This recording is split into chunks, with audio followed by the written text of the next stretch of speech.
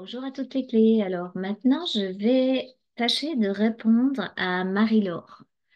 Donc ça, la question de Marie-Laure qui me demande, comment vois-tu les nouveaux couples dans le futur, notamment quand tu parles de la sixième et la septième race, la manière de s'appréhender, de se connaître, de se construire de construire la relation et surtout du rapport de regard des hommes sur les femmes. Alors ça, c'est dans le futur, effectivement.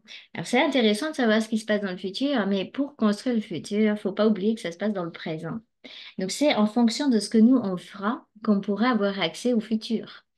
Alors le regard interne du féminin et du masculin en nous, ça veut dire cet équilibrage en nous de ces corps. Ça m'intéresse plus que de parler, effectivement, il y aura un équilibre, hein. Je veux quand même vous rassurer sur la sixième race racine entre les hommes et les femmes. Mais ça, c'est le challenge de maintenant. Donc, c'est aussi voir comment on se met en action et comment on se met dans cette espèce de capacité de recevoir de l'information, hein, le côté féminin, le côté masculin. Si on reçoit l'information avec son côté féminin, on peut après passer à l'action juste avec son côté masculin. Ça, c'est intelligent et c'est très intéressant. Alors, pour équilibrer aussi le masculin et le féminin, on peut aussi regarder la façon dont on perçoit le donner-recevoir. Il y a souvent un déséquilibre entre donner et recevoir. C'est comme une main gauche et une main droite, il faut que ça fonctionne ensemble. Donc, dans notre couple intérieur, on a aussi les deux moitiés du corps qui marchent ensemble. Alors ça, on peut observer, est-ce que je donne facilement, mais j'ai du mal à recevoir? Et quelles croyances ce sont derrière? Ça permet de rééquilibrer ce fameux masculin, ce fameux féminin en nous. On a des natures qui vont être plus ou moins yang ou plus ou moins yin, en fonction aussi de notre psychologie, de la façon dont notre personnalité s'est formée lors de cette vie-là, en rapport avec cette, entre guillemets, survie nécessaire par rapport au rapport parental. Alors aussi pour le masculin et le féminin, on va regarder aussi ce que je fais en accompagnement, regarder la façon dont on a perçu notre papa, notre père dans cette vie-là.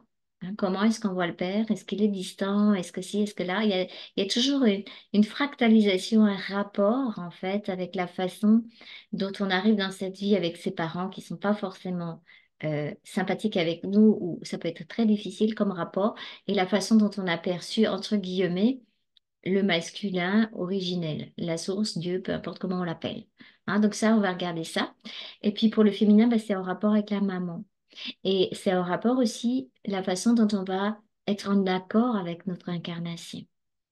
La façon dont on est en accord avec Gaïa, avec la Terre, avec cette incarnation, avec la vie, qui va être représentée effectivement par la maman dans cette vie-là.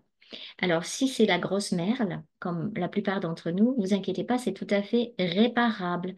On peut trouver des parents de cœur. Donc là, on va travailler l'enfant intérieur pour trouver un équilibre avec ce que je vais appeler les parents de cœur qui vont amener petit à petit, comme si on avait en nous aussi nos parents, donc notre yin et notre yang, qui vont être les parents de notre enfant, de notre personnalité.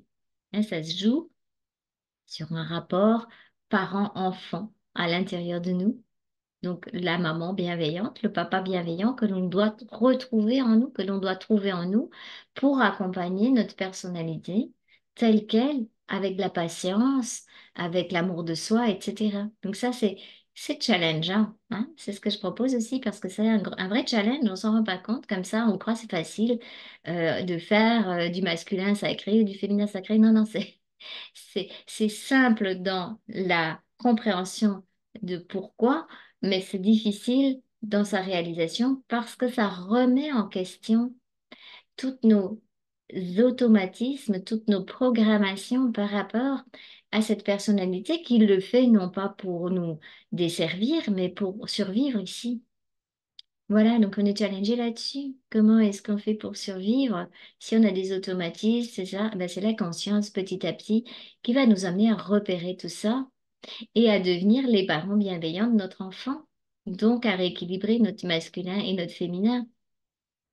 Et oui, ça c'est le challenge maintenant. Et si ça passe pas, eh ben, ça sera en fait en fonction de la conscience de chacun, de la réunification de chacun, de la pacification intérieure de chacun à la fois sur les plans de lumière et jusqu'ici dans la densité matière, parce que c'est ce qui est important, c'est la vie de tous les jours. parce que sinon, on va repartir dans des histoires. Alors oui, on peut partir dans les histoires de la sixième race racine, mais on n'y arrivera pas si on n'a pas fait déjà notre passage ici, si on n'est pas bien ici, si on n'est pas en accord avec notre propre lumière et notre réunification tous les jours. Alors ouais, tout ça, ça amène des défis, du challenge, et puis bah, de continuer à être sur cette idée que on peut effectivement se réparer même si, hein, et s'accepter tel quel même si. Alors des fois, je mets quand même un petit peu de l'ADN parce que l'ADN est un outil magnifique pour mettre ça au point zéro, hein, pour éviter de polariser et pour éviter de tomber dans certains grands 8. Et même s'il y a des grands 8, on peut les regarder. Pourquoi?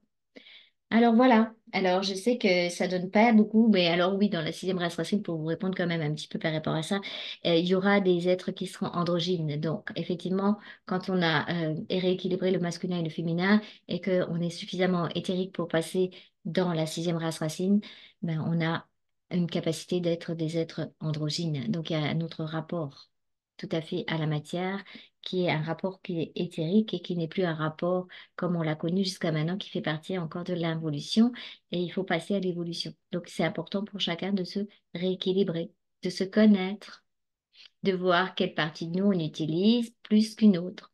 Et après aussi en RGR, on fait actuellement beaucoup de réunification au niveau des cerveaux, des deux cerveaux, hein, du cerveau masculin droit et pardon, féminin droit et masculin gauche. Voilà, on fait cette réunification-là parce qu'on s'est rendu compte qu'avec cette réunification et un travail aussi avec le cerveau reptilien qu'on va considérer comme l'enfant, qui va représenter nos réflexes de survie.